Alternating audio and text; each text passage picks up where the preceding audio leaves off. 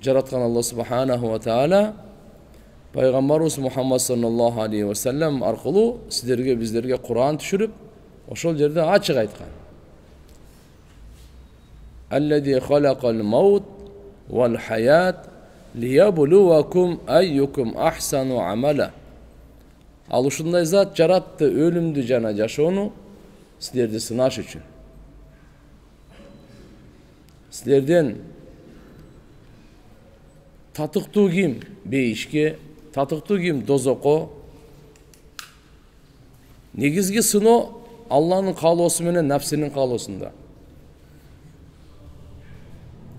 Айюкум ахсану амала, кимиңер чырайлуу, кимиңер жакшыраак, коозураак, Аллага жагымдуу, туурараак амал кыларсыңар дейт. Пайгамбар саллаллаху алейхи ва саллям бизге үлгү. Чексиз шүгүрлөр болсун Алла Таалага. Пайгамбарыбыз аркылуу бизге чексиз дуаларды берген. Шунчалык көп жакшылыктарды берген. Пайгамбарыбыз дуада бизге үлгү. Ибадатта дагы үлгү, даватта дагы үлгү, сыноодо дагы үлгү, дуаларда дагы үлгү. Кээ бир адамдар бу дүйнөгө келет, Пайгамбарыбыздын бир дуасын бир жолу айтпай өтүп кетет. Кээ бир адам бу дүйнөгө келет, Пайгамбарыбыз саллаллаху алейхи ва салламдын дуасын канча дуа айтылган болсо, ошо дуаларды аткарып өтөт. Кандай бактылуу адам. Пайгамбарыбыз саллаллаху алейхи ва саллям бардык нерсенин жакшысын сурайт эле, ошол эле кезде жамандан пана тилейт. Мисалы жамгыр. Пайгамбарыбыз саллаллаху алейхи ва саллям жамгырда дуа кылат эле. Неде дуа кылат эле? Аллахумма саййибан нафиан. Ya Allah, пайдалуу жамгыр бер. Пайдалуу жамгыр бер. Жамгыр зыяндуу да болот экен да. Аны биз көрүп эле турабыз го. Суу адамдын өмүрүнө, адамдын жашоосуна себеп. Адамдык эле эмес, бул ааламдын жашоосуна суу себеп. Судан жараткан Алла Субханаху ва Таала бар. Суу инсандын пайдасы үчүн, бирок инсан билип коюң, качан жараткан Аллага тоң моюндук кылып каршы чыкканда, пайдалуу суу инсандын зыянына иштейт да. İnsanın kanama karşısına işlep kalır. Bir yolu Peygamber sallallahu aleyhi ve sellem Mekke'de, Medine'de hutba aytып atıldı. Kurgakçılık bolup ketти. Su yok, jamgır jabайт. Su tartılıp ketkende adamlarga dagı, quduktardagı sular tartılıp ketedi. Hayvanlarga dagı ziyan. Keyin Peygamberimizga sahabalar gelip aytıştı. O Allah'ın elçisi dua kılmayız dedi. Peygamber sallallahu aleyhi ve sellem minbarda. Dua kıldı ya Allah. Allahumma agisna. Ya Allah bizge jamgır jağdırgın. Hutba bütöylek, cuma namaz bütöylek. Asman gümbür kök bol. Bulutlar payda olup, gün gürkürep. Dar oşul yerden jamgır başladı. Allahu Ekber. Bir cuma jamgır jağdı bu. Üzgültüksüz tünü günü. Oy oy. Başında jamgır jağanda oy suyunuşup jırgaşıp maşallah. Bir cuma jamgır jağanda keyinki cuma'ya gelişti. Ya Resulallah. Kıynalıp kettik. Bir yüzge kattoo kıyım olup kaldı. Seller jürütte. Maldardı qaraytan kıynalıp kaldı. Kayakta onu. Tiyaka çıksan ılay, bul jaka çıksan su, bul jaka sel. Kıynalıp kettik. Dua kılıp toktatmasanız bol. Peygamber sallallahu aleyhi ve sellem dua kıldı ya Allah. Allahumma havaleyna ve la aleyna. Ya Allah bizim tekereyimizge toğularga, toğu taşlarga jasın, biro bizge emes de. Peygamberimiz duasında Peygamberimiz Medine'de jamgır jağadı, başka yerde jamgır jağıverdi. Allah. Peygamber sallallahu aleyhi ve sellem bir sahabalar kuşattılar. Zontik montik bolup ettiler de. Mucizasın qara. Şu duanı oku. Key bir sahaba subhanallah. Çoğu cemaat o kerben bari su. Bu susu çok öyle geldi. Kurak. Ne oldu? Peygamber Resulullah'a öğretken. Ya Allah camur jağsın bırak bana cevasın dedi. Ağa cevaptır bardına cevaptır. Acayip. Allah'ta işenim, yakın. Başka çale. Kanday bol boylu Peygamber sallallahu aleyhi ve sellem öte mirimdi. Sebep al görü göç. Gözge görünmegen ziyandı nerseleri köp. Gözge görüngeni dağı köp. Biz bilgen, bola turgan jamanlıklar dağı köp. Oşunun barını eski algan öte mirimdi Peygamber bizge dualardı öğretken. Bugün ötkende aytkanбыз үйдөн чыкканда, киргенде, ажаткана киргенде, чыкканда gün sayın elhamdülillah meçitke gelip atağız. Meçit Allah Teala'nın üyleri. Allah Subhanahu ve Teala'nın rahmeti, merimi, hidayatı cahil turgan. Bu meçit Allah Subhanahu ve Teala'nın daima Müslümanın yüreğinde meçitin azamatı, ululuğu, hurmatı oluş gerek daim. Meçitke yürek engsep turuş gerek. Qaysi mamlaketke barsanız da birinci meçit sorаңыз. Qayerде kafe var емес, qayerде meçit var. Meçit. Allah Subhanahu ve Teala'nın ulu peygamberleri bu dünya Allah'ın üylerini kurgan. Masajid. Sajda kıla turgan. Adam beypildip dava turgan. Allah Teala'dan pana tiley turgan. Allah Teala'dan jardam ala turgan. Gıyık jayı olup. Andıktan mınaki duauhu İza kharaca min baytihi bu geç ayttıgılı bugün min duaihi da tevajjuh ilal masjid ve iza dakhalahu ve iza kharaca minhu. Peygamber sallallahu aleyhi ve sellem meçitti kuru boyunca özünçe hükümdörde aytkan. Faziletlerde aytkan. Alarga elhamdülillah Allah Teala'nın tarafından uadalarda aytkan. Kur'an-ı Kerim'de innel mesacide lillah meçittir bardık Allah'nıkı, Allah'a tanıdık. Ma ya'muru mesacidallah innema ya'muru mesacidallah men amene billah vel yevmil ahir. Meçitlerde kimler kuruşat? Allah ahiretke iman keltirgenler gana kuruşat deydi. Kimdin imanı bolsa oşolar gana. İmanı joktor kurbayt alır. İmandılar gana kurar. Mescidu baytu kullu taqi. Meçit Kudaydan korkkan adamdın üyü. Takvalık ala turgan üy eken. Siz Dordoy bazarga barasız, buyum alasız. Ya. Bir жерге barasız, özünüzge tiyişeli top bazalarga barasız, kömür alasız. Takta bazarsa takta alasız. Qayerге barsanız oşoğun özünüzge kajet nefseni alasız. Meçitke gelseniz takvalık alasız. Meçitke gelseniz hidayat alasız. Falah, kutulu, dünyanın ahiretin baktısızlığından kutuluğunu alasız. Şunun için biz namazda azançı aytat, hayalas solah, hayalal falah de. Falahka gelgile. Falah degeni iyilik, kutulu, baktıluluk. Dünyanın baktısızlığından, kabırdın, baktısızlığından, ahiretin korduğundan kutulganını kalayız mı? Meçitke geliniz. Çakırı uşunday. Bereke dağı, hidayat dağı meçitten.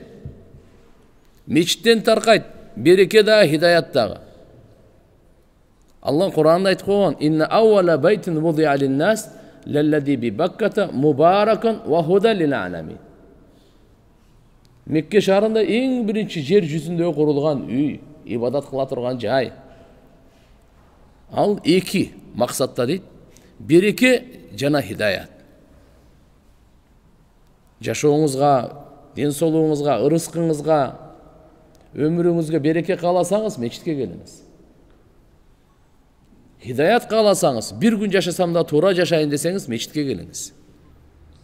Bir yıl yaşasam da tura yaşayın deseniz hidayatka. İnsan ne üçün jaral? Kanday yaşaş gerek? Hidayat. Ona ki bu meçitke gelin deydi. Oşun için Peygamberimiz aytdı, "El-mescidu baytu kulli taqi." Bu meçit her bir Kudaydan korkan, takvalıkta alam degen, günöden saktanam degenge üy uşu meçit deydi. Günöden saktanam degen kişiye üy gayı meçit degen de. Şimdi hakikaten elhamdülillah. Az misali bizim tilimiz, kulağımız, gözümüz, Günөөдөн сакталып турат. Кудайга шүгүр. Алхамдулилlah. Денебиз башка жакта эмес. Аллахтын рахматы түшкөн жерде пайгамбар саллаллаху алейхи ва салламдын тарбия кылган хидаят алама таркаткан жеринде турат. Демек, күнөөдөн сактанганга, оңолгонго, тазаланганга, Алла менен байланышканга, ахиретти курганга жай мечит экен. Ушу мечитке келерде пайгамбарыбыз айткан, ким нама мечитке келе турган болсо, ар бир кадамга бир сооп жазылат, бир күнөө кечирилет, бир даража көтөрүлөт дейт. Үйүңүздөн чыкканда эле ниетиңиз мечит үчүн, башка бир саясат үчүн же дүйнө үчүн эмес, калыс Алла үчүн келеткан болсоңуз, ар бирин үйүнөн тарат алып, ким мечитке карай жөнөсө, ихрам байлап алып, Кабага карап жөнөгөндөй согурат деген. Өнөкөй эмес да. Караңчы канча деген. Çünkü inşallah bu da kalasa gün sayı meşgul ettiğinde niyet menen geleyle. İnşallah. Peygamber sallallahu aleyhi ve sellem meçitke jönөгөндө dua kılat eken da. Үйүнөн чыкканда. İbn Abbas radıyallahu anhu'dan rivayet var. Annen Nebi sallallahu aleyhi ve sellem kharaca ila s-salah ve huve yaqul Allahumma ec'alni fi kalbi nura. Ya Allah, men жүрөгүмө nur koygun deydi eken. Үйдөн чыгып атканда эле. Ve fi basari nura, gözüme nur koygun. Ve fi sam'i nura, ya Allah kulağımda nur kılgın. Ve an yemini nura, oң jağımda. Ve halfi nura, artımda. Ve an asabi nura, tamır, nerfimde da nurlagın. Ve fi lahmi nura, etimde. Ve fi dami nura, kanımda. Ve fi şa'ri, çaçımda. Ve fi başari nura, terimde. Bardık denesinde dua alıp çıkat eken, ya Allah nur kılgın. Bunu nur kılgın, nur kılgın.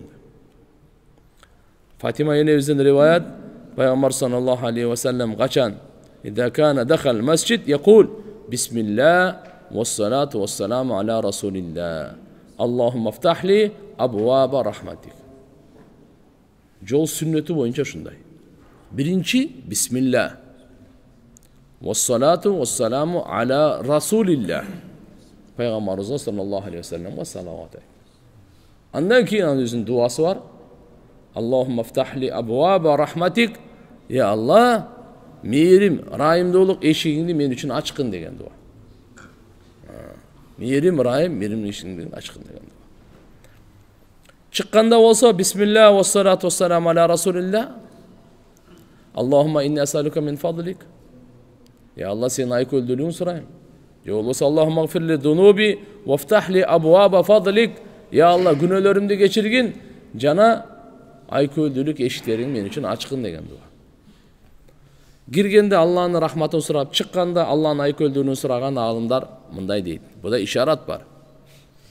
Ибадатка Алла Тааланын рахматы ачылыш керек. Ырыскыга Аллахтын айкөлдүүлүгү ачылыш керек.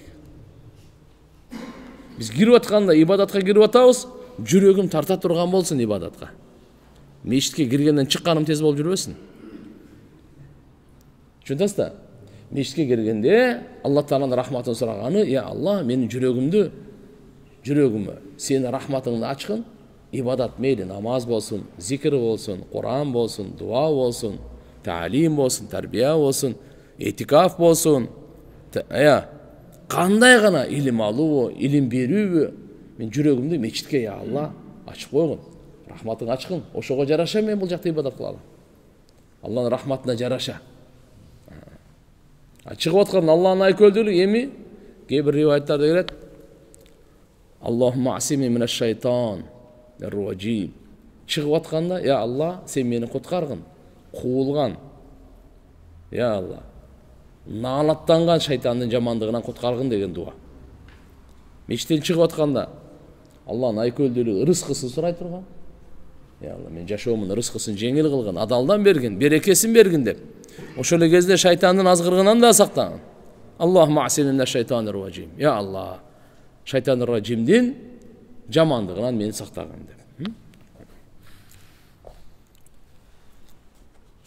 Кээде пайгамбар саллаллаху алейхи ва саллям мешитке киргенде, аузу биллахил азим ва биважхил карим ва султанил кадим минаш шайтанир раджим. Мындай да дуа айтат эле. Кандай болбосун, мечит тугандар Аллахнын үйү болгондон кийин пайгамбар саллаллаху алейхи вассалам таза кармаганга буйрук берген. Тазалагандардын жүрөгүн Алла тазалайт деген. Тазалагандардын, мечит тазалагандардын Алла субханаху ва таала алардын күнөөлөрүн кечирет деген. Жада калса ушу мечитте бир кичине Кудай сактасын, жагымсыз нерсе болуп калса, мусор болуп калса, ошолорду алып таштоого пайгамбар саллаллаху алейхи вассалам буйрук берген. Мечитти таза кармайлы. Мечитти машаалла жагымдуу жыттары менен, мисалы үйгө адамдар себет, мен мечитте да себеп жакшынакай жыт болуп адамдар келип неме кыла турган. Эгерде носки кичине жагымсыз жыт болуп калса, носкини алмаштырып келиш керек. Андай эмес да урган ойдон кире берип турган жок. Сиз караңыз, конокко барсаңыз кандай жасанып барасыз, кандай тазаланып барасыз, кандай жуунуп барасыз. Бул Алланын үйүнө, Алланын коногундасыз. Алланын коногундасыз. Ошон үчүн иншалла карап, мечитте дүйнө сөзүн сүйлөгөн болбойт. Мечит бул Алла Тааланын алхамдулилля үйүн урматы ушул. Алланын урматын таазим кылышыбыз керек. Дагы мүмкүн болушунча биринчи сапта. Адеби биринчи сапта. Биринчи сапта орун жокпу? Бирөөнү кач, жыл дебей, экинчи сапта, үчүнчү сапта, акырын. Келгенден кийин мечит акысын окуш керек. Эгерде макру вакыт болбосо, макру вакыт болуп калса, мечит акысын окубайсыз, намаз окуганга тыюу. Анда зикир менен эле отурасыз. Субханаллах, алхамдулилля, ла илаха иллаллах, Аллаху акбар деп коюң. Жокса кайсы зикирди билсеңиз айтып коюң. Иншалла мечиттин акысы макру вакытта окуганга болбойт, ушу менен сакыт болот. Макул? Мечитте бир намаз окуп атса, бир таалим кылып атса, зикир кылып атса, дуа кылып атса, салам берсе болбойт. Салам берүү ибадат. Бирок тугандар караңыз, бирөө ибадатта болсо, ошого салам берсеңиз, ибадат эмес, сизге күнөө жазылат. Күнөө жазылат. Ошон үчүн иншалла пайгамбар айткан, ким дарат алып атса, салам берсе, салам кайтарбай эле болот. Дарат алып атсаң, салам берсе, салам кайтарбай эле го. Дарат ибадат. Ибадаттын ортосунда сиз аралашып салам берип. Болбойт бу жерде. Адеби бар да. Ошондой эле мисалы тамак жеп атат, эми салам берди. Же оозун жутабы, же коёбу, же ыңгайсыз акыбалга таштап койдуңуз да сиз буну. Анан көп жеп бүтсө шашылбаңыз. Салам сөздөр эле жолукканда эмес, саламдашуу отургандан кийин деле, коштошуп аткандан кийин деле боло берет салам. Биз саламды только учурашканда айтып, мейли. Ошон үчүн пайгамбар саллаллаху алейхи вассалам кээ бир учурларда айткан эле. Ажаткана бошоп аткан учурда саламдашкан болбойт. Буларды биз билип алышыбыз керек. Карай кай жерде болот, кай жерде болбойт. Мейли кандай болбосун, мечиттин адептеринен эгерде жагымсыз чыга турган нерселер, пияз, чеснок жана башка нерсе жеп алган болсо, пайгамбарыбыз айтты, мечитке жакындабасын деп. Кара, мечитке жакындабасын деп. Ошондой эле кээ бир адамдар ооруп калса, ийриң чыгып калат. Не только пияз, чеснок эле эмес, ийриң чыгып калган учурлар болуп калат да адамчы. Ушу мусулмандарды ренжитип, периштелерди жиркентип албаш үчүн алар болбосо жамаат менен мечитке келип намаз окуу, пайгамбар өтө катуу айткан. 27 эсе соогу көп мунун. Бирок айткан, мен жаштарга, мен жүрөгүм каалайт эле, отун топтогула, үзүрсүз мечитке жамаатка келбегендердин үйүн өрттөгөндү каалайын дейт эле да. Кандай? Ааламга мейримдүү болуп келген пайгамбардын тилинен ушундай сөз чыгабы? Чыгат. Ушунчалык маанилүү экен жамаат менен намаз окуу. Мусулман адамдар чачырап окубасын, башын бириктирип окусун. Ынтымакты дайыма көрсөтсүн. Каерде? Биринчи сапта, экинчи сапта. Азан айтылган жерге, ошол жерге келбей отурган болсоң, мүмкүнчүлүгүң болуп туруп, жөн эле жалкоолуктан эле, оору деле жок. Жөн эле жалкоолуктан. Башка үзүр деле жок. Таксыр, сиздин жүрөгүңүзгө ошо мунафыктын тамырлары аралай берет. Коркуш керек будан. Пайгамбар саллаллаху алейхи вассалам айткан, эгерде азандын соогун укканда, биринчи саптын соогун уккан, биринчи саптын соогун билгенде, алар болсо жөрмөлөп келишмек дейт. Же болбосо бир риваяттарда келет, чучу кулак таштап, жеребьевка кылып, талашып келишмек дейт. Азан айтуудагыны соопту, биринчи саптагыны. Биринчи сап кайсы? Мечиттин биринчи сабы, көчөнүн биринчи сабы беле. 4-5 топтолуп алып эле. Жок. Намазканага, үйдө өтө зарыл болуп калганда окуңуз. Болса әрекет қылыңыз. Алла Тағала берген мындай мешітті біздің ата бабаларымыз көрбей өтіп кетті бұларды. Иә. Азыр просто біздің қолымызда шаарда мешітіміз көбейіп кетіп, кішкене қадірі жоқ болып қалды ғой дейме. Мұрда бір мешіт болады мына центральный мешіттечі, Московский көкөлүдө. Немеден келет эле да мынау Аламидин бирден. Анан тияктагы неден көтөрүлөт? Сокол кеткан бир жер бар го? Кызыл аскерден. Ошол жактан ушул жакка келишчү. Троллейбуска, кээ бирлери ушундай автобуска келген эле. Азыр жанында турат жок. Эмне деп окуп ала берели? Мүмкүнчүлүк бар да барбы? Жок. Мечитте алхамдулилля. Сообу дагы бөлөк, мунун таасири да бөлөк да. Аракет кылайлы андай албай. Жаш бала келип калса көбүнчө окуп каласы керек. Азыр алхамдулилля памперс чыгып калды. Мечитке кичине акылынан тайган жаш балдарды алып келбей келет дейт. Эмне үчүн? Зара кылып коюшу мүмкүн да. Булгап койсо, аны тазалаган да проблема да. Анын бардыгын эми көтөрүп алып кантип чыгасың аяктан? Иә.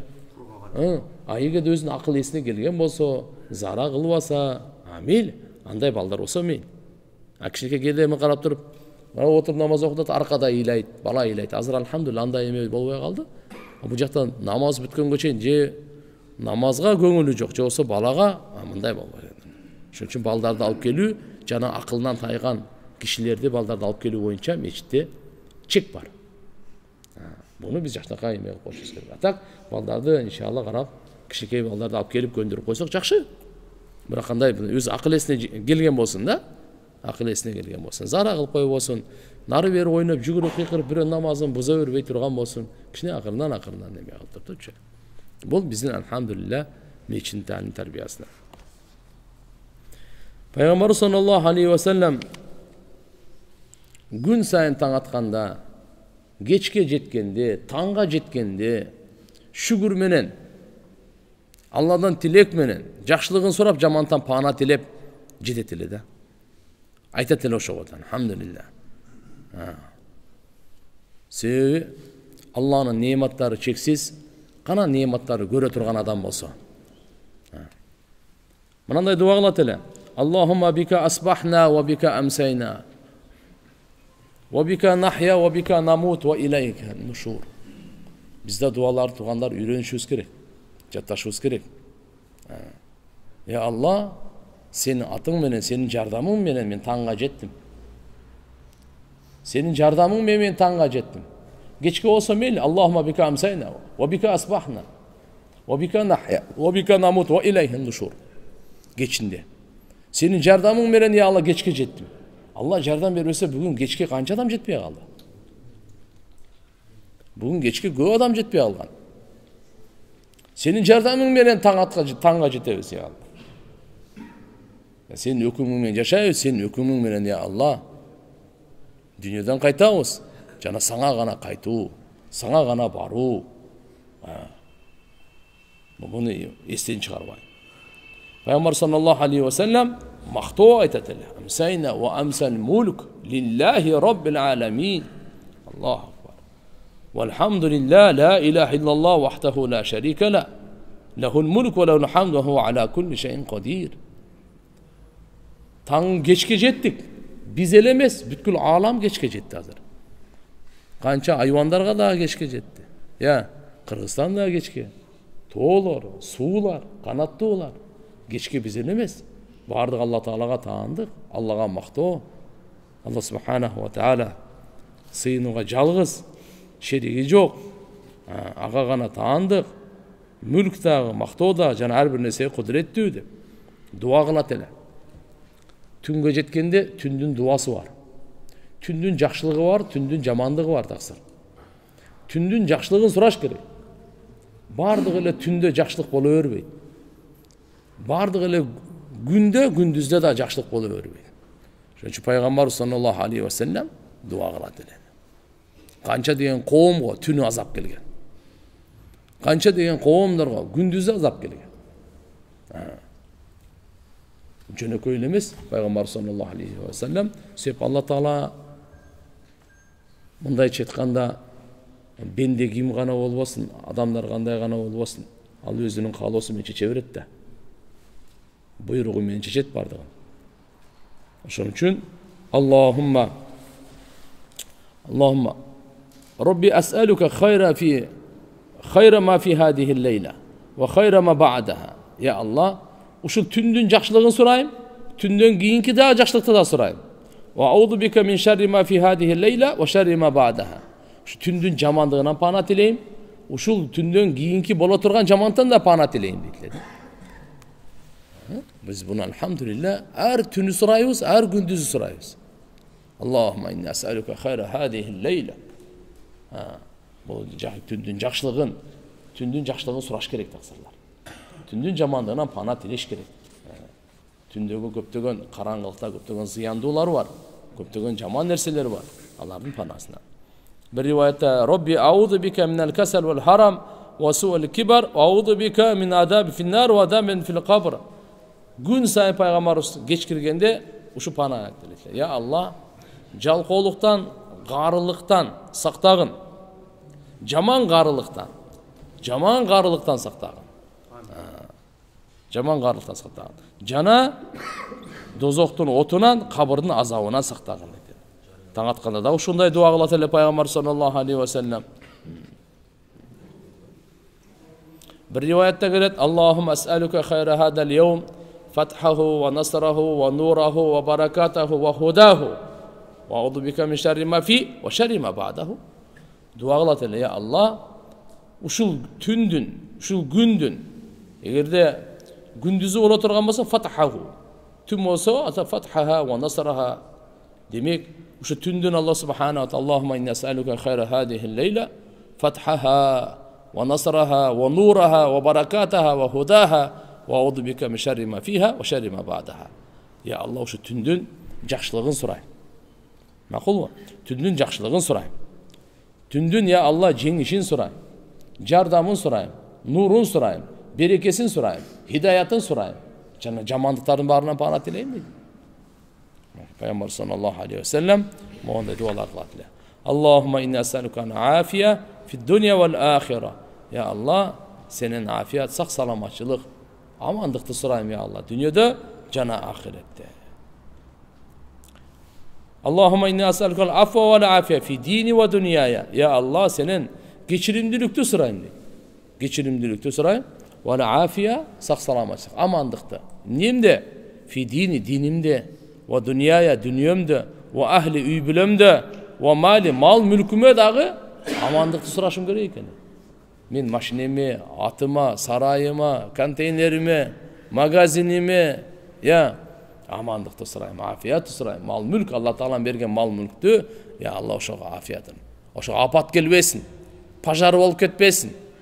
Su gelip sel kapta turup, geçeli egin ektimer şunun bardığın juup ketpesinler. Ya Allah deb.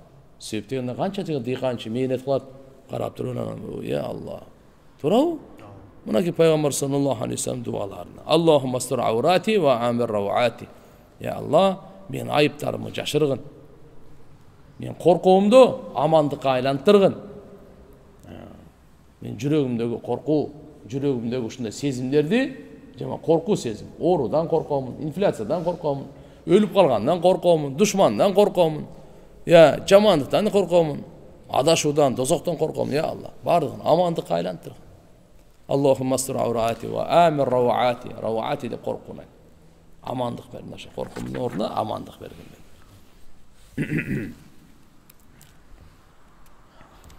Peygamber sallallahu aleyhi ve sellem dine müçelerge dağı özgöçö dua kılat ele.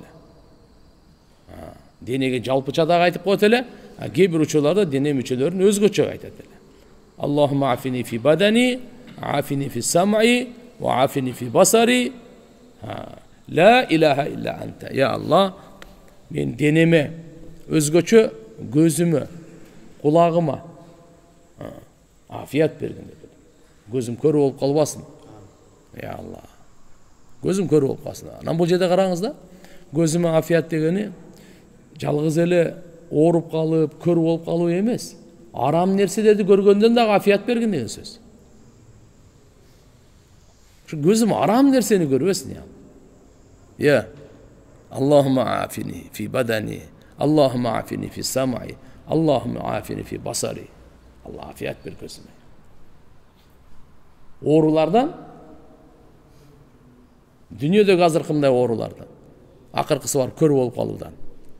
Jol azırkımday ruhani oğrulardagı göz, ya Allah, afiyet bergin, amandık bergin, gözümde taza kılgın ya Allah. Taza saktap koygun. Nemnelerden? Günölerden saktap. Aram nerselerdi görüvesin degen söz. Oşondoy эле kulağımdagı ya Allah, oğusu kör olup, evet, düley olup kalbayın, ukbay kalbayın.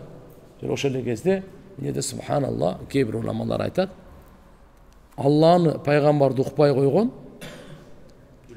бұл düley. Бұл öte çoğun jaman nerse bu.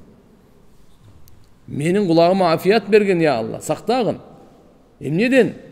Şunda jaman günölerden, günö sözlerdi uqqandan, aram sözlerdi uqqagından, жалганды uqqandan, jalan uqqandan, makul. Şunda aram nerselerdi uqqandan men kulağıma afiyet bergin ya Allah, saktagın bunu. Oşo эле кезде, ya Allah, sana toң moyunsuzluk kılуудан dagı saktagın. Paygambarga toң moyunsuzluk kılуудан dagı saktagın. Hakikatты uqbay koygondan saktagın menin kulağımda dedi. La ilahe illa ente. Ya Allah, senden başka sığınığa layıktı zat çoktan. Layıktı zat çok. Peygamber sallallahu aleyhi ve sellem жақшы көрген kızı, süykümlü kızı Fatima radıyallahu anhaga үйretкен bir duası. Bismillah.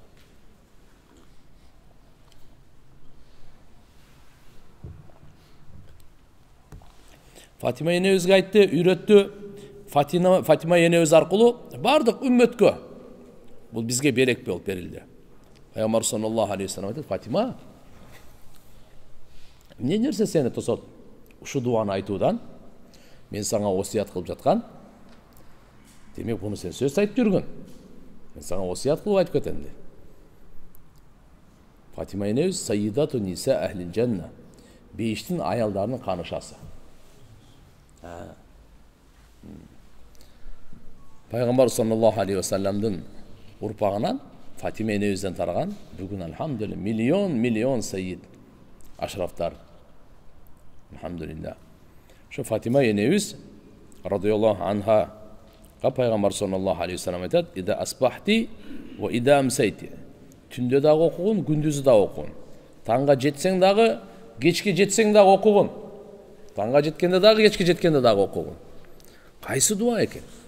Пайғамбарымыз өзі үйретіп атады. Бейіштің қанышала, аялдардың қанышасына үйретіп атады. Я хайю я қойюм би рахматика астағид. Аслих ли ша'ни кулли. Вала такилна иля нафси тарфата айн. Я хайю я қойюм. Я хайю я қойюм. Алла Тааланың сыпаттары. Я хайю я о тирүү. Алла субханаху ва таала тирүү зат. Ezelten tiri tübölüktü tiriuza. Ya hay, ya qayyum, bardığın turguzucu degen söz. Bardığın turguzucu. Sizdi bizde turguzganda Allah Taala. Asmandı turguzup koyganda Allah Taala. Gündü, aydı, bardıq nerseni, alamdı şu turguzup koygan, qarmap turgan, qayyum dedi şunu. Ya hayyu ya qayyum deb qayırılı otası Allah Taalaga. Пайғамбар саллаллаху алейхи вассалам көп дуаларынан айтады. Сіз тәуекел қылың, таяныңыз кімге? Өлбеген, түбөлүктү тирүүгө, Аллаға деген сөз. Я хайю я qayyum. Би рахматика астағис. Сенің мейірімділігің менен сенен жардам сұрайым, я Алла.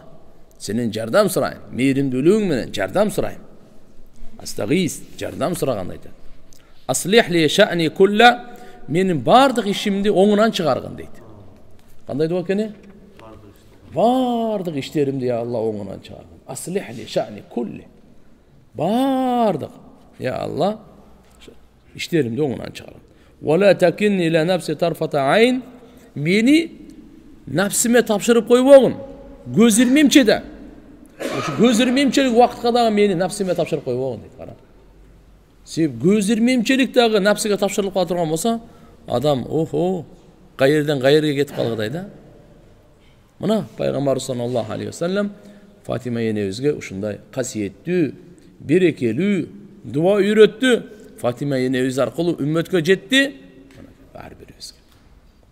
Пайгамбарыбыз айтып атат, эмне нерсе сени тосуп атат? Ушул сөздү айтуудан. Эч нерсе тоспосун сени. Тоскоолдук кылбасын деген мааниде дайыма буну айткан. Эртең менен дагы качан таңга жетсең, жана кечке жетсең дейт иншалла. Макулбу? Иншалла биз дагы үйрөнөлү, айтайлыбы буюрса? Я хайю я койюм. Айтыңыздарчы. Я хайю я койюм. Я хайю я койюм. Бул зикир. Улуу зикир, улуу дуа. Аллах гайрулуу. Я хайю я койюм. Тирүү зат. Мага жашоону берген. Тиричилик берген. Тирүү мени тирүү кылган ким? Өзү. Турган Алла субхана таала. Коруп тургандагы, коргоп тургандагы өзү. Я койюм. Бирахматика астагис. Бирахматика астагис. Аслих ли шани кулла. Ва ла такилни иля нафси тарфата ай. Я Алла, нәпсиме тапшырба. Ушундай алхамдулилlah кыргызча деле дуа кылыңыз. Я Алла, бардык иштеримди оңунан чыгаргын. Бардык жашоо тиричилигимди оңунан чыгаргын. Жумуштарым өзүң оңдогун, акыбетин кайрылуу кылгын. Бирок нәпсиге тапшырып койбогун. Bir maanilүү иш Пайгамбарыбыз саллаллаху алейхи ва саллям башына түстө. Пайгамбарыбыз асманда карайт эле, субханаллахул азим. Субханаллахул азим, субханаллахул азим. Не болуп атат бул деген сөз? Я Алла деп асманга карап, асманды жаратуучу Алла таалага жүздөнүп, субханаллахул азим деп айтат эле.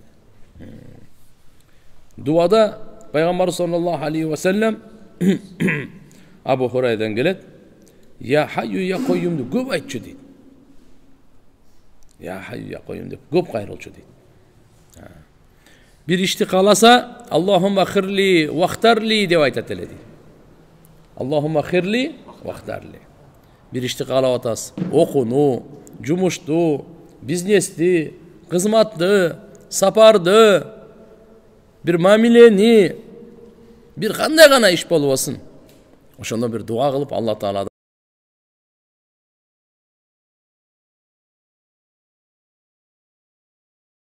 сен өзүң мага тандап бергин, өзүң жактыргын.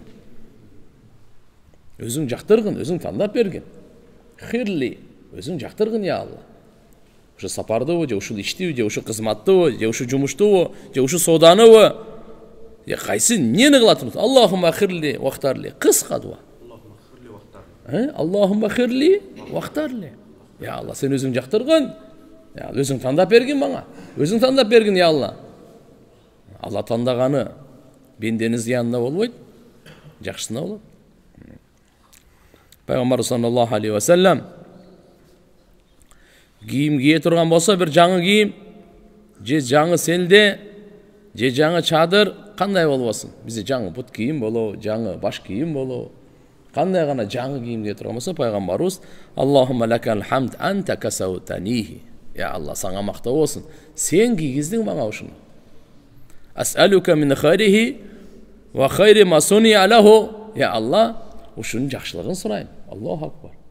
Кийинген кийимдин дагы жакшылыгын сурайм. Я Алла, ушу кийимге кыямат күнү мен жооп берем. Ушу кийимди кийип алып мен арам иш кылбайын. Ушу кийимди кийгенде мен жакшы иш кылайын. Я, ушу кийим жакшылыкка себеп болсун ушул. Текеберликке болбосун. Кээ бир адамдар кийим кийинип алып күнөө алат. Кээ бир адамдар кийим кийип туруп сооп алат. Сиз кайсынысындасыз, өзүңүз билиңиз. Кийим кийип текеберленип, Аллаху акбар. Кордуктун кийими деген. Кордуктун кийими деген. Себеп кийим дагы алхамдулилlah адамга кооздук бул. Адамдын уяттуу жерлерин сактай турган, абирин сактай турган кийим бул. Болосо жылаңач болсо кандай? Динибиз уяттуулуктун дини. Кийим жок болсо кандай болот? Бисмилlah.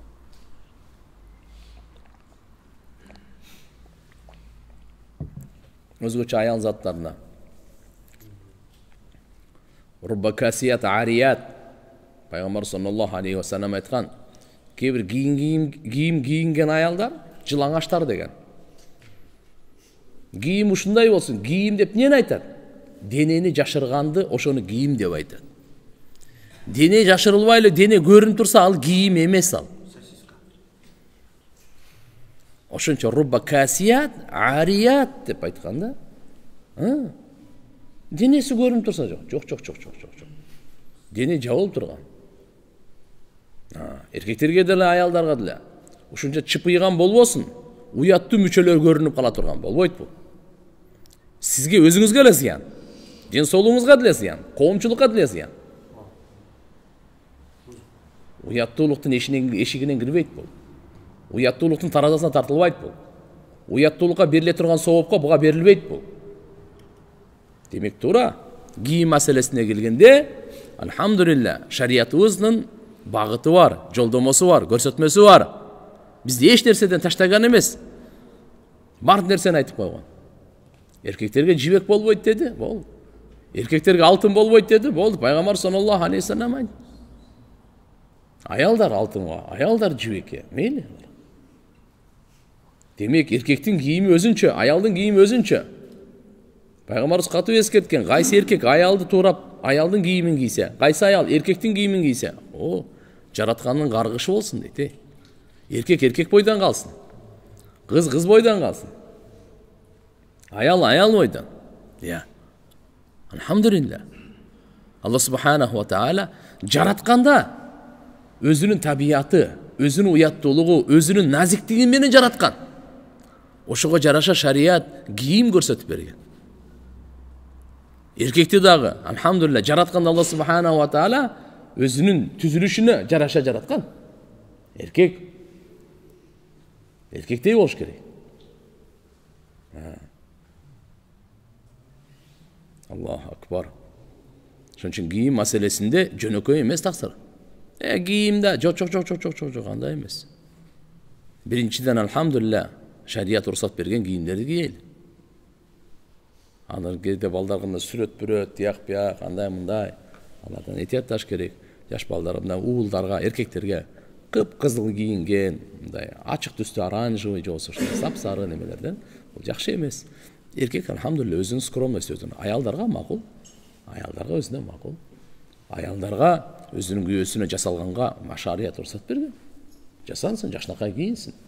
Бирок башка эркектерге алар жакшы эмес. Жакшы эмес. Эркектерге деле айткан Алла субханаху ва таала. Пайгамбар саллаллаху алейхи вассалам аркылуу канча нерсе жеткен бизге. Кийим кийсең, текеберликтин кийимин кийбе. Сүдүрөп кийбе. Даже ушуга чейин ашыктан ылдый тарткан жакшы эмес деген.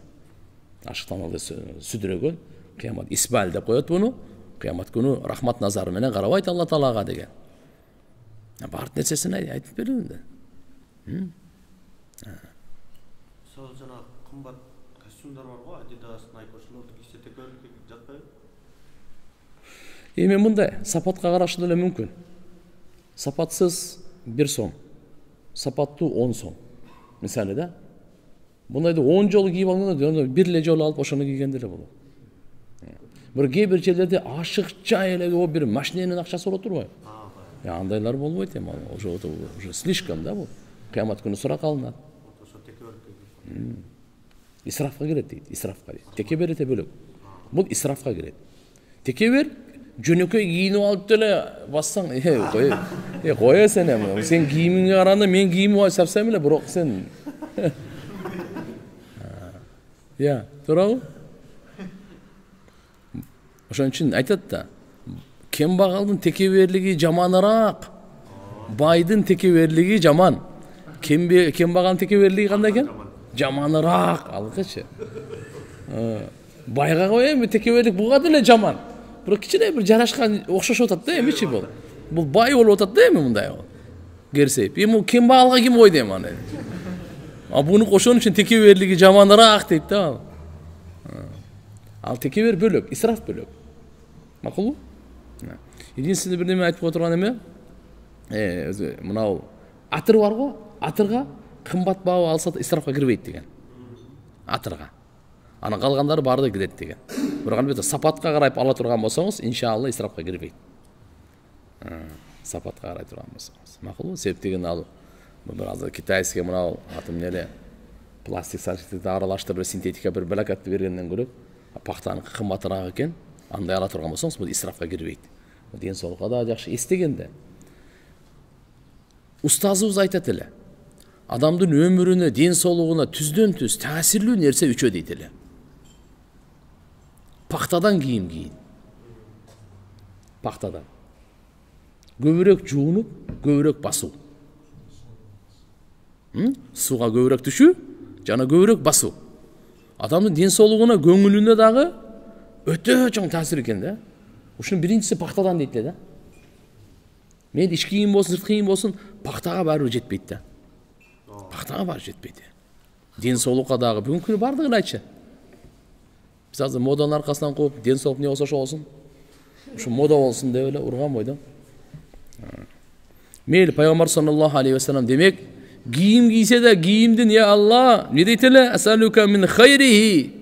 Ушу кийимдин жакшылыгын сурайм я Алла. Ушу кийим мени текеберликке түртүп койбосун. Кийимдин жакшылыгын сурайм я Алла. Ушу кийим менен мен ибадат кылайын.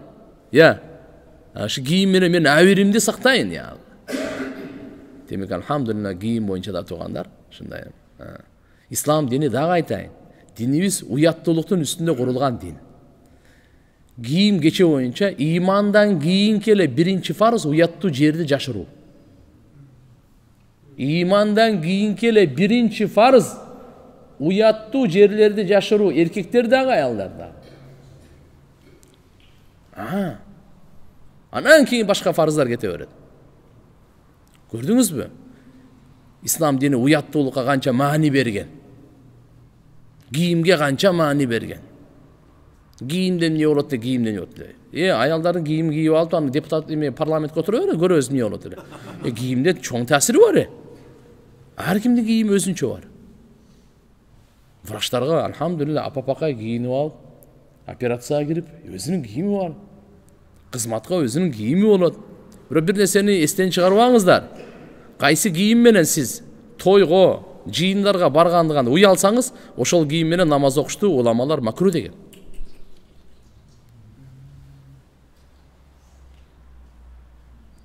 Башка жака болбойт, Аллага боло беребиз сизге. Андай болбой алат, андай болбой алат. Демек өзүңүз мындай карап көрүң да, ушу кийим менен мен чакырган жерге бара аламбы? Бара алам. Все, намаз окуй бер. Я.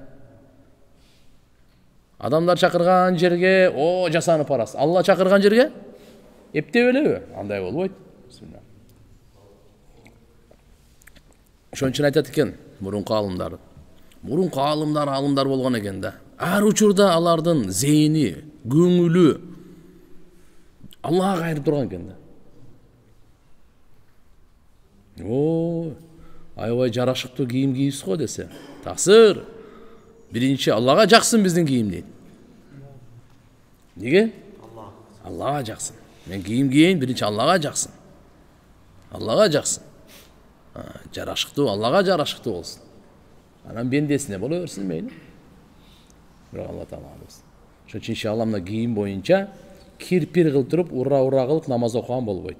Эгерде таза кийимиңиз туруп, ошо кир кийим менен намаз окуган болсоңуз, таксыр, намаз макру болуп калат.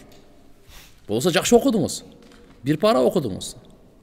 Эки рекетте канча пара окудуңуз? Бир кийим кандай болуп калды? Карабайсызбы? Шарият канча маани берген. Шарият канча маани берген. Машалла. Албетте кымбат баалуу болсо да бир таза болсун, таза болсун. Ва аузу бика мин шаррихи ва шарри ма суниа лаху. Азыр.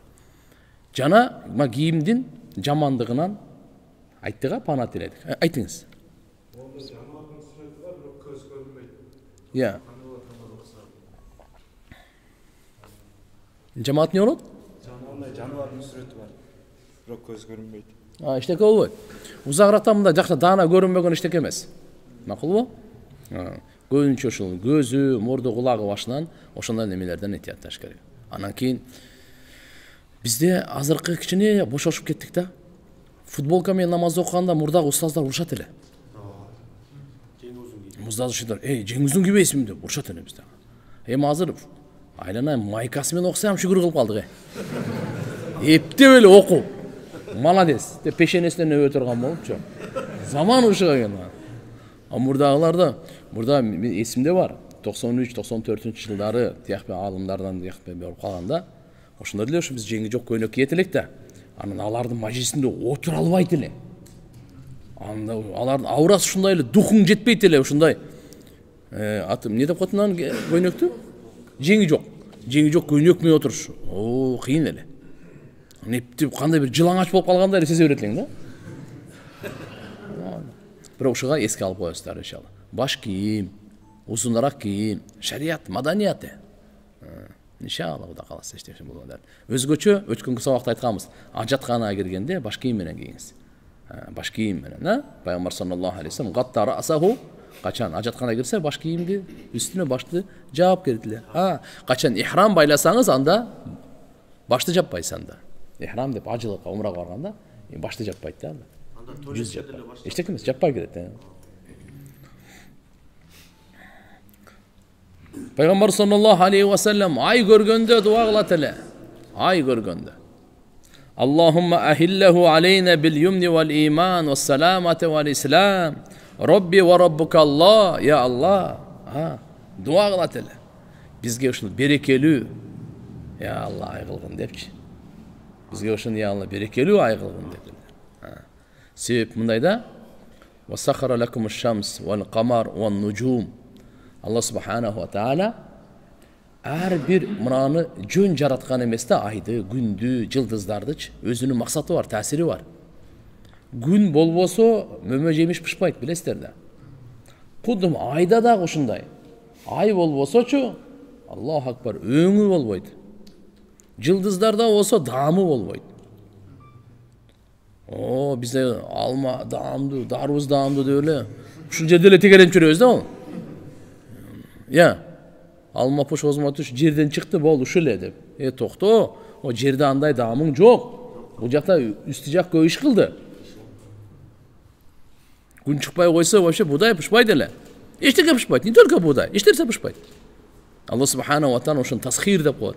Силердин бенделер, силердин рызкыңарга түздөн түр таасир этиш үчүн баш ийдетип койдук. Айды баш ийдетип койдук, күндү баш ийдетип койдук. Жылдыздарды баш ийдетип койдук дейт. Жылдыздардын таасири бар. Макул, кээ бири ачуу, кээ бири кычкылга, кээ бири таттуулукка. Аллаху акбар. Канемпир өзүнөн өзү эле эме боло бербейт ал. Каалагандай боло бербейт ал. Макулбу? Ар бир. Кандай болсун? Дам жок болуп калган ошол экен да. Ошонун бардыгы баары кээ бир адамдар айтат да. Мен бир алымдан айткам. Ден соолуктун эң мыктылыгы качан кайсы жерден өзү чыксачы, ошону жеш керек экен да. Ошонун өзүнүнчү. Демек бул жерден ошол парник эми кандайдыр? Эптеп эле өткөзмөйт анан. Атак алхамдулилlah мына Алла Тааланын күнү бар бөлөк. Алланын жамгыры бөлөк, суусу бөлөк, абасы бөлөк. Абасы мунтуп койсо каяктан? Какой там парник? Бардыгы. Мейли кандай болбосун, мынакей айды көргөндө Пайгамбар саллаллаху алейхи ва саллям берекени, иманды, амандыкты, исламды дуа кылат эле. Робби ва раббука Аллах. Ай, сенин да Роббуң Алла, менин да Роббум Алла деп. Сеники Алла, меникин билбейм дебейт эле. Сеники дагы, меники да. Ага дагы айтып кой, ай дагы мына Алла субхан. Өзүнүн огу менен жүрөт. Эч кандай тияк оң жок, сол жак. Ай, толук Аллага баш ийет. Күн өзүнүн огу менен. Жер өзүнүн огу менен. Аллаху акбар. Ушу тегеректе жер дагы өзүнүн огу менен айланып атат, бир куркулар. Ай дагы, күн дагы. Макулбу? Кагышып кетпейт. Фалаки Юсуф. Мейли. Алла субханаху ва таала мына Пайгамбар саллаллаху алейхи ва салламга ушундай дуаларды үйрөткөн, биз ушу дуаларды кылабыз. Да экинчи бир дуасы. Вассаламату вал ислам ва тауфиқ лима тухи ва тарда Роббуна ва Роббука Аллах. Бул риваят каяктан экен? Табараниде экен. Мындай дейт. Алла бизге мына берекелүү кылып берген. Амандык, тынчтык айын кылып берген. Деп, андан кийин тауфиқ, сен разы болгон, сен жакшы көргөн амалды кылганга тауфиқ берген деген дуа. Макулбу? Пайгамбар саллаллаху алейхи ва саллям кээде ай көргөндө Аллаху акбар, алхамдулилlah, ла хаула ва ла куввата илля билlah. Аллахумма инни ас'алука мин хайри хада шахр ва аузу бика мин суил кадр ва мин шарри яумил махшар дейт. Дуа кылат эле Пайгамбар саллаллаху алейхи ва саллям айды көргөндө, Алла улук, Алла улуу зат. Аллах, ла хаула ва ла куввата илля билlah деп. Не дейт эле? Алла, ушул айдын жакшылыгын сурайм. Жана тагдырдын жамандыгынан пана тилеймин. Махшар күнүнүн жамандыгынан пана тилеймин деп. Кандай болбосун, алхамдулилlah. Алла субханаху ва таала баарыбызга тауфиқ берсин. Акыркы хадистерде айтып кой, мейли базарга күн сайын барабыз да, туурабы? Базардың дуасын білесізбі? Базардың дуасын оқып жүрелі, соғып алабыз. Базарда Пайғамбар саллаллаху алейхи ва саллям айтқан: "Ла илаха иллаллаху вахдаху ла шарика ла, лахул мулк ва лахул хамд, юхи ва юмит, биядихил хайр ва хуа аля кулли шайин қадир." Соғанша 1 миллион күнөө кечирилет, 1 миллион соғып жазылат. Аллаху акбар, 1 миллион даража көтөрүлөт, bir бейиштен қан сарай берилет. Бу Пайғамбар саллаллаху алейхи ва саллям базарға келгенде кейде мына дуаны кылат эле: "Аллахумма инна нас'алука мин хайри хади суq." Суq деп базарда айтат. "Я Алла, ушул базардын жакшылыгын сурайм. Ва хайра ма фиха, базардын ичиндеги жакшылыкты сурайм. Ва ауду бика мин шарриха ва шарри ма фиха, базардын жамандыгынан, базардын ичиндеги жамандыктан пана тилейм. Аллахумма инни ауду бика ан усиба фиха яминан фажира." Я Алла, жалган ант ичкенден, макулу, ау сафакатна хасира, жоксо зыяндуу соодадан, ушу экөөнөн пана тилейм. Жалган ант ичкенден, зыяндуу соодадан. Я Алла, зыян тартып калбайын, банкрот болуп калбайын. Банкрот болгондон сактагын, жана жалган ант ичкенден сактагын деп. Көбүнчө базарда иштегендер жөн жалган ант иче берет да. Ошон үчүн аларды бир сөз менен айтып коет, касамкор деп коет. Мына анча алдым, мындай алдым, мына Кудай урсун, анан Аллага касам, Аллага ант, ушинтип эле неме кылыр. Бул базарда мындай көп да. Ошондон пана тилеймин деп. Пайгамбар саллаллаху алейхи ва саллям качан бир мөмө жемиш пышып калса, эң биринчи алып келгенде, Пайгамбар саллаллаху алейхи ва саллям вадааха ала айнайхи, ала теледагы көзүнө коет эле ошо эки мөмөнү. Макулу? Эки көзүнө коет эле. Мөмөнү кай коет мындагы? Көзүнө. Нерине коет эле мындагы. Андай сумма ала шафатай, ерине коет эле. Ва кала айтат эле, дуа кылат эле. Аллахумма кама арайтана аввалаху фа арина ахираху. Я Алла, мына мөмөнүн башталгычын кандай көрсөттүң башын бизге, акырын дагы көрсөткүн ушун. Жана ошол күнгө чейин жеткиргин, ошондой берекениңди бергин деп. Карачы. Мени кокон кирас болсун, өрүк болсун, дарыбыз болсун, башын көрсөттүңбү я Алла, эми аягын дагы көрсөткүн дейт. Канча рызкысын берет Алла субханаху ва тааля. Сумма юатихи ма якуну индаху мин асбиян, жанында кайсы жаш бала болсо ошого берип коет экен да. Пайгамбар саллаллаху алейхи ва саллям сүннөтү. Жакшы мөмө келдиби? Ошол жерде алхамдулилlah намазган аксакалдардан дуа кылдыртып коюш керек. Будай жаңы быштыбы? Бир дуа кылдыртып коюш керек. Өрүк жаңы быштыбы? Жаңы. Кайсы кандай мөмө жаңы бышкан болсо, машалла алып келип, Пайгамбар саллаллаху алейхи ва саллям не кылат эле дейт. Эки мындай коет эле дейт, эки өзүнө, анан жерине коюп, анан кийин берип коет эле жаш бала. Табаррукан. Дуа кылат эле, я Алла, башын көрсөттүң, акырындагы эмне кылгын дейт? Көрсөткүн дейт. Бул Табараниде Ибн Аббас радыйаллаху анхумадан риваят келет. Риджал ас-сагир риджалуху сахих. Бардыгы жөнөкөй эмес, сахих хадис. Эмне? Пайгамбар саллаллаху алейхи ва саллям качан тамак алдын алып келсе, бисмилла дейт эле. Сразу эле ол, охо, бул гриль деп эле мактап кетпейт эле. Сразу эле бисмилла деп анан. Пайгамбарыбыз тамактан эч айып чыгарган эмес. Күйүп калса, чала бышып калса, жок. Эгерде ушундай тамакта айып болуп калса, айыбын айтпайт эле да. Жебей эле коет эле болду. Теге эле коет эле, мейли. Башкасы барбы жок, жок болсо эчтеке эмес. Айыптабайт эле. Тузу көп болуп калыптыр, көп курулуп калыптыр, тигинде мындай эле жок. Эгерде Алла жакшы болсо, аны мактап, ошого ач көздүгүн ашырбайт эле да. Мактабайт эле. Аллага шүгүр, алхамдулилlah деп коет эле болду. Биздин ишке карап туруп, өзүбүз кичине кармайлы дагы бисмилланы айтайлы. Не дейли? Бисмилlah. Бисмиллахир-рахманир-рахим.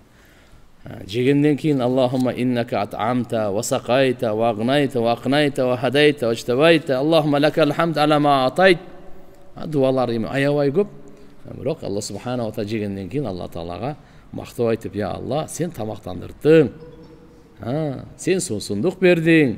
Сен байырттың, я Алла. Ашыгы менен бердиң, я Алла. Канча беришиң керек эле? Мага рызкы. Андан ашыгы менен бердиң. Азыр өзгөчө биз ашыгы менен жеп атпайбыз порциялап.